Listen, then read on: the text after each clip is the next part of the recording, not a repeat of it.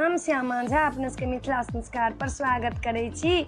जहन परदेसी चलि जाइ छथिन परदेश तऽ हुनकर कनिया केना केना कऽ कौआ के कहै छथिन से कनि सुनू। ई लोकगीत अइ, ई लोकगीत अपना सबके कौआ के केना केना बजबै छथिन आ केना केना कहै छथिन से सुनू। कनि एकटा गीत हम दै छी से सुनू। हेरो कौआ उचैर बैस अंगना में, हेरो कौआ उचैर बैस अंगना में, जो प्रीतम परदेसी एथिन तोरो सजेबौ गहना में। हेरो कौआ उचैर बैस अंगना में, हेरो कौआ उचैर बैस अंगना में।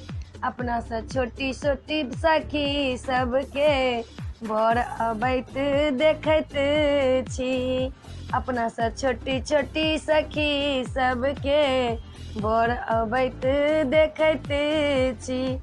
कखनो मोन जोर जमाने होइत अछि मुँह देखै छी एना में। हेरो कौआ उचैर बैस अंगना में, हेरो कौआ उचैर बैस अंगना में। पानि देबौ पीढ़ी देबौ पहिल संदेश तोरे देबौ, पानि देबौ पीढ़ी देबौ पहिल संदेश तोरे देबौ। आँचर फाड़ि कऽ कपड़ा देबौ जहिना अथिन तहिना में। हेरो कौआ